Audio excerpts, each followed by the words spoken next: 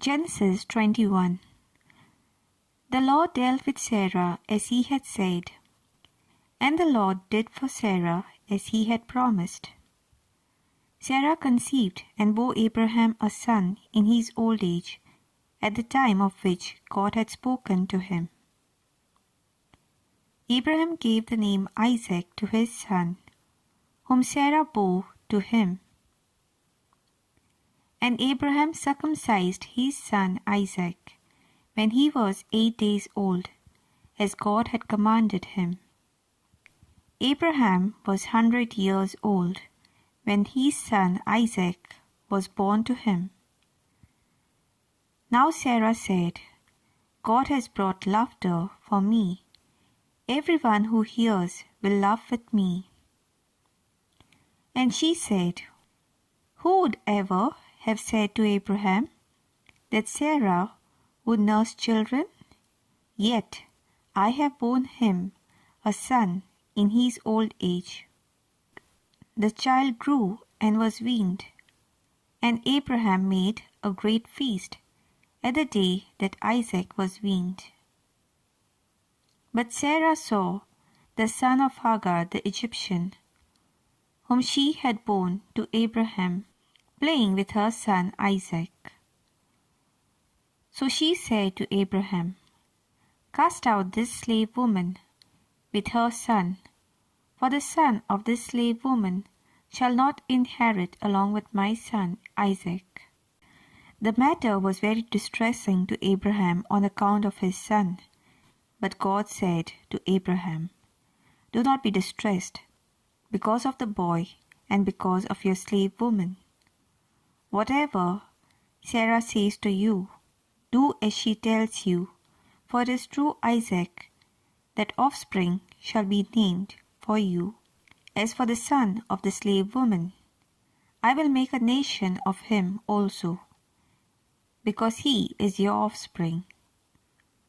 So Abraham rose early in the morning, and took bread and a skin of water, and gave it to Hagar, putting it on her shoulder, along with the child, and sent her away. And she departed and wandered about in the wilderness of Beersheba. When the water in the skin was gone, she cast the child under one of the bushes. Then she went and sat down opposite him, a good way off, about the distance of a bowshot. For she said, do not let me look on the death of the child.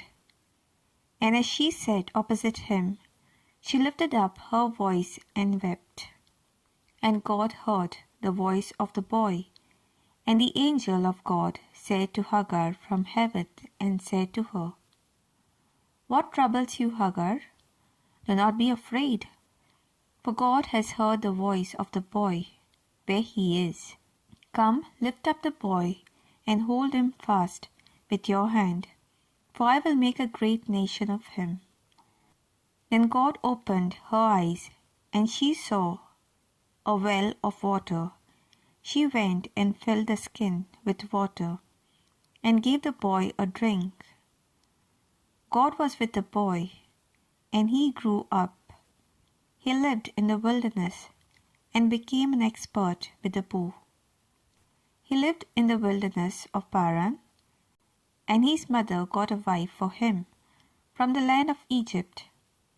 At that time, Abimelech, with Phicol the commander of his army, said to Abraham, God is with you in all that you do. Now therefore swear to me here by God that you will not deal falsely with me, or with my offspring, or with my posterity, but as I have dealt loyally with you, you will deal with me and with the land where you have resided as an alien. And Abraham said, I swear it.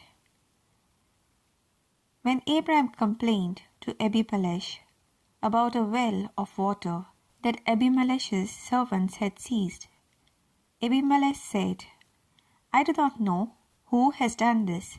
You did not tell me, and I have not heard of it until today." So Abraham took sheep and oxen and gave them to Abimelech, and the two men made a covenant. Abraham set apart 7 ewe lambs of the flock, and Abimelech said to Abraham, "What is the meaning of these 7 ewe lambs that you have set apart?" He said, "These 7 ewe lambs you shall accept from my hand, in order that you may be a witness for me that I dug this well."